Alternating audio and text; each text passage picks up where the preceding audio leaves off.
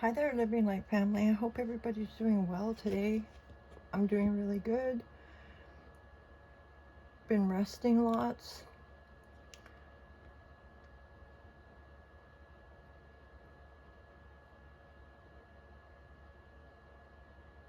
I have spirit talking to me all morning about parenting, and I can only use my own experiences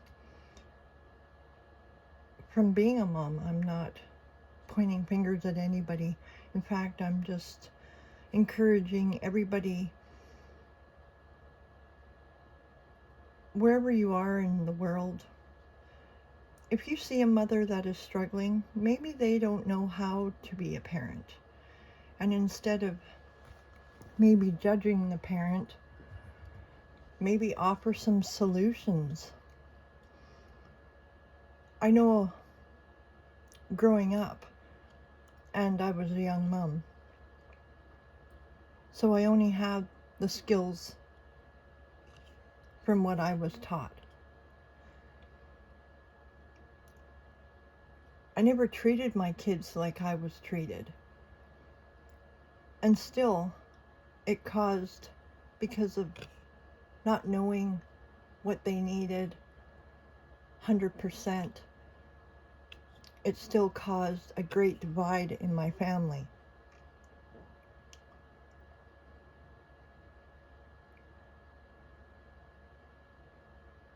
I've been judged by so many people about what I should do, what I could do, what I should have done. It's extremely difficult. It was extremely difficult for me to fight back, I guess is a word, fight back against their dads, because my kids have two different fathers, and then their girlfriends and their friends and their family. Instead of reaching out to try and help, I was constantly met with judgment and threats of having my kids taken away from me, which they were, because I just gave up the fight. And then, because I was writing at that time too, I hate going back and ripping off scabs off my wounds, but sometimes it's necessary because it might help somebody else. It might open somebody else's eyes. It's all I can hope to do with the experiences in my life that I've experienced.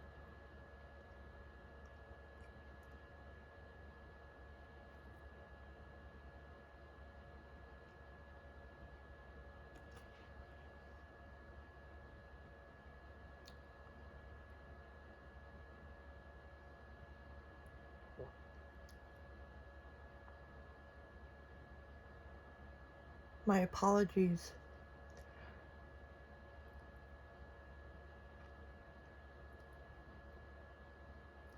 I've still got some wounds still to deal with. It's still painful to think about.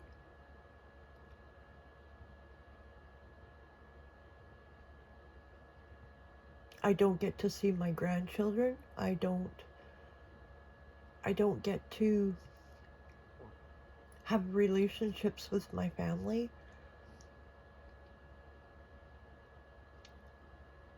God just keeps telling me that they're okay, that they're safe. But I guess that selfish part of me still wants to have them closer to me, a part of my life.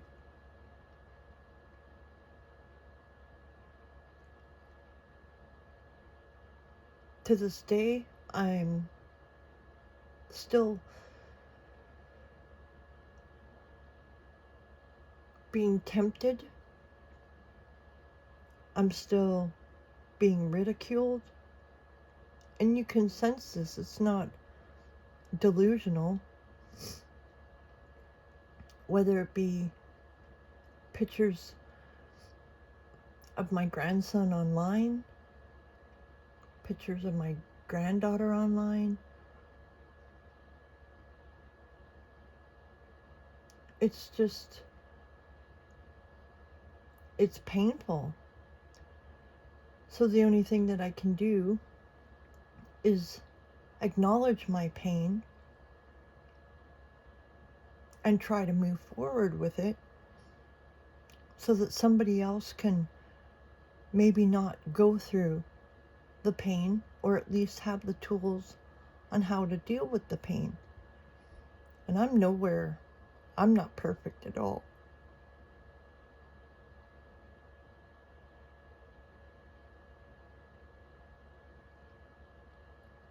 God keeps saying to me, in the end, it will all make sense. And if I'm frustrated, I can just imagine what the collective is feeling.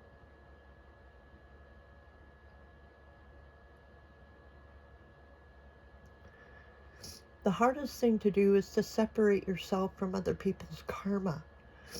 Because the more you wish karma on them, the more you bring karma to yourself, because you're not loving the person freely, unconditionally.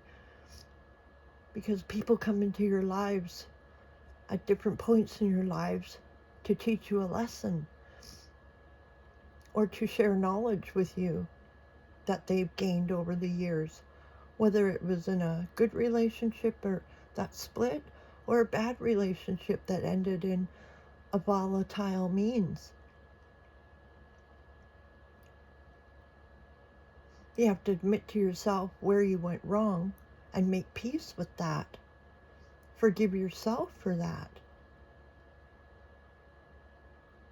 If you don't forgive yourself for that, you'll be forever thinking about or punishing yourself for things that were out of your control. But when you have the tools, then you have some sort of level of control, because you know what to do, you know how to cope with it, you know where to turn to. It's when you don't have the knowledge, you don't know where to go, and you don't know who to ask for help, that it really becomes a slippery slope. And then if you're listening to your ego side of things, or the devil is just an emotion, the way you feel about others, the way you feel about yourself, that's the devil getting into you. So I had pulled some cards, and of course, it came up again, Demera. It's guiding children.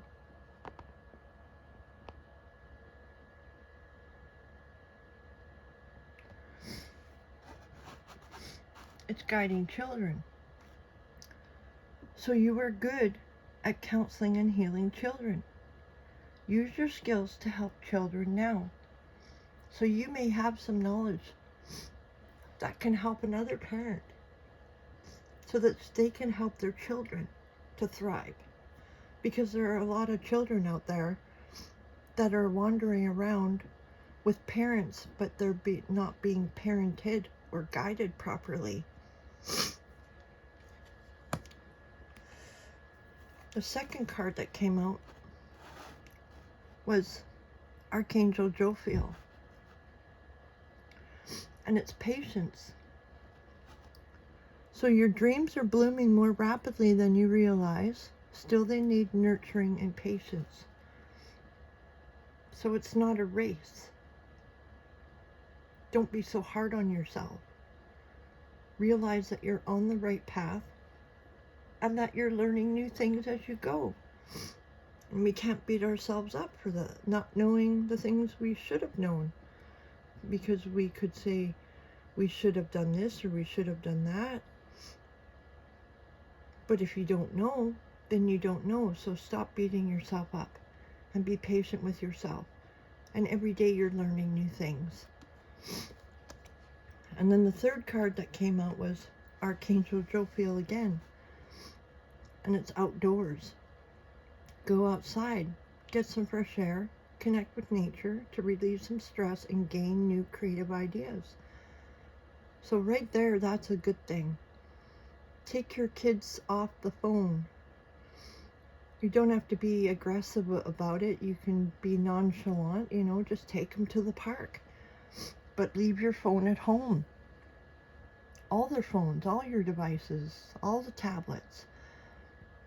I don't believe, and that's my own views, and my opinions are mine, and sometimes opinions are like hassles, and if I'm an asshole, that's okay. I don't mind being the asshole.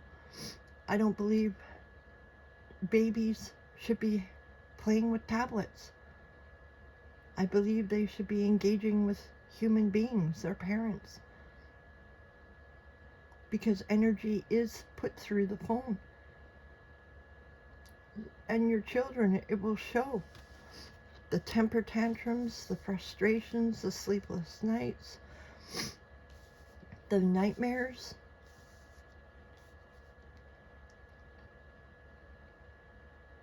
I'm being called to call a card from the Woodland Wardens. It's an oracle deck. It's beautiful.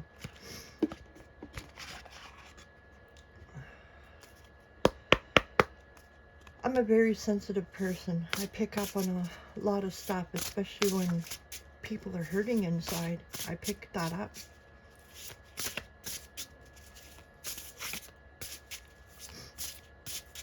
And I'm just learning to not be sorry about it.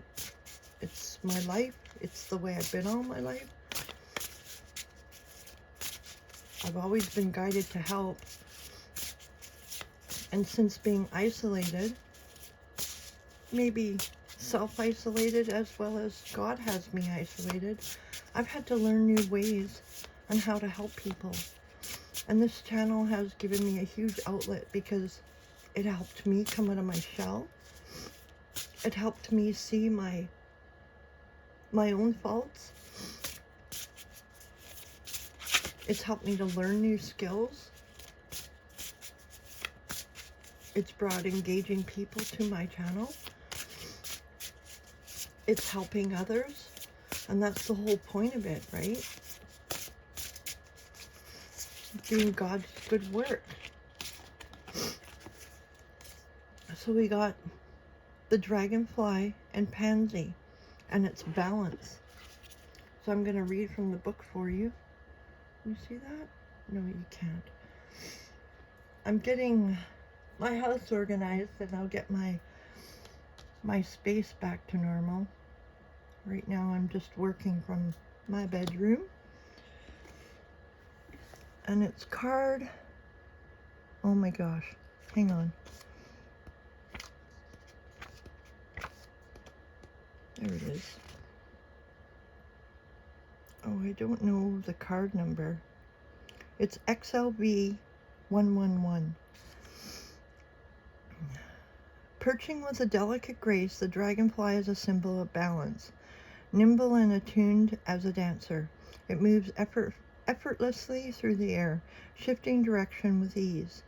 Pansies are named for the French word pensée, meaning thought, and were given by the Victorians as tokens of thoughtfulness. Together, the dragonfly and the pansy indicate a harmony of thought and action. Upright. Like a dragonfly hovering over the water, you are healthy and confident. Your physical skill is matched by your mental and emotional strength. There's a couple questions here. Is my attention shared among my various interests and endeavors, or do I tend to favor just one? Am I satisfied by how I spend my time and energy? So those are good questions. And here's another one. How can I build more balance into my life? So the questions. Is my attention shared among my various interests and endeavors, or do I tend to favor just one?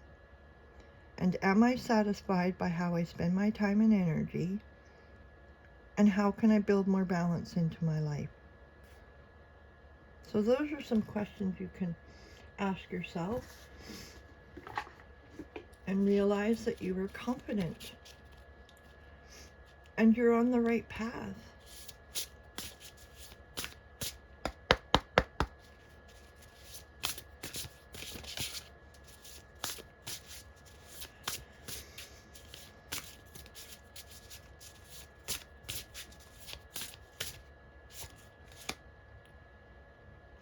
The hound and the pear. It's loyalty. Loyalty. So you're a loyal person.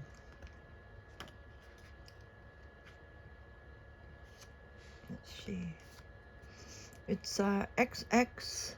It looks like it's 23. XX. 23.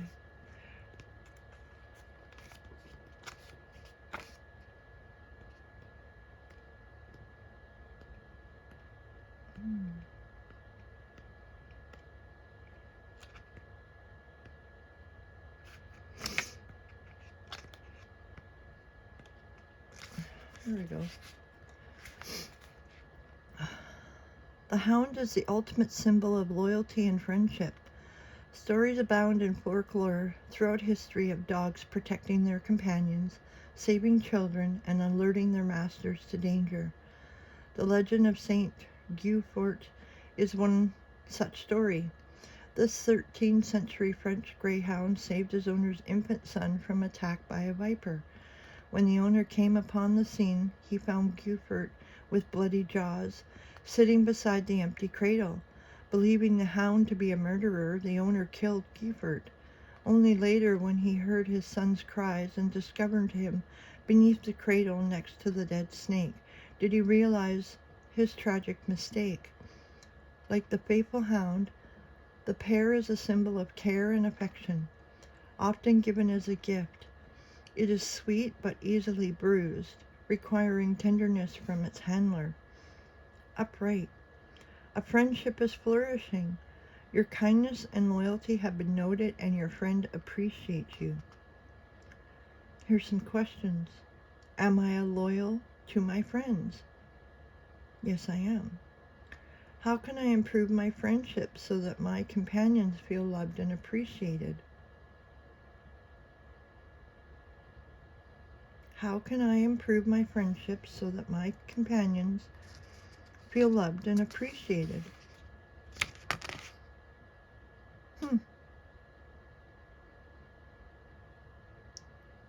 That's something I'm going to sit with. How can I improve myself? How can I be a better person? I keep asking God to keep working in me, to make me a better person. I just want to do God's work. I just want good for everybody. I don't want to be part of the problem. I want to be the solution to the problem.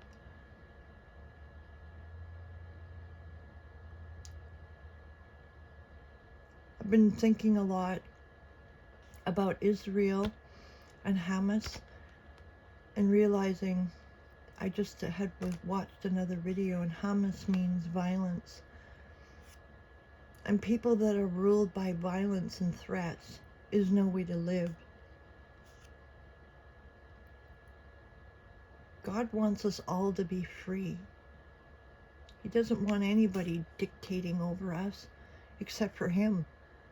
And his idea of dictating is with kindness and love, gentle reassurance, the guidance. Spirit is saying, pull a card from the Whispering Woods. Okay. God is the best. He loves you so much. He sees how hard you're working. He does. He truly sees how hard you're working. He sees you being faithful every morning. reading your Bible, taking ownership of your own transgressions, I guess, your own faults, quieting the ego. So we got caution. Tread softly as you do not disturb the woodland floor. So tread softly. Don't rock the boat. I like to rock the boat sometimes, especially when it deals with the flying monkeys and our ex-friends. But after a while, it's just like, is it worth it? In the end, it's never worth it. It's not worth to poke the bear or to be cruel to other people. It's just not worth it. You just keep being a good person, and because God is watching over us all at all times. He's protecting us at all times. Then we got music. There is a melody to be heard in the deepest parts of the woods, if we only listen. So we are the woods. So listen to the inner calling of your heart and your soul and God, and He will guide you always. So thank you for being here, collective. Thank you for welcome. Thank you, welcome. I'm grateful you're here. Feel free to share my video with somebody else. It may help them along the way. I'll be back for another video if I'm called to do so. All depends on the energy, right? I'm learning to clean up after myself because, yeah, I picked up some bad habits along the way. And that's where being properly guided as a child comes into play. People say when you're an adult, you should know these things. You should change. You should this. You should that. But if people don't know the entire circumstances of your beingness, like maybe people don't know you had a brain injury. Maybe people don't know. People just assume things all the time, which ultimately goes back to the sender. So if people are saying things about you, it's what they truly feel about themselves. So there was an older lady I'd met, and her sponsor had told her to start at your own elbow. You know, so start with yourself first before judging others. So this is a judgment-free zone. But if you do see a parent or parents struggling, maybe they don't know how to raise kids. Maybe it's time for more mother groups to be started, you know, where mothers can come together, where everyone's accepted, because I know in this world that we live in, not everybody is accepted. And those, you know, that are judged or shunned, they fall to the wayside. And they're craving to have connections with other mothers because they're craving to learn how to raise their child, to read, to understand what the cries mean, to understand the needs of the babies, because, you know, they're pretty much non-vocal, you know.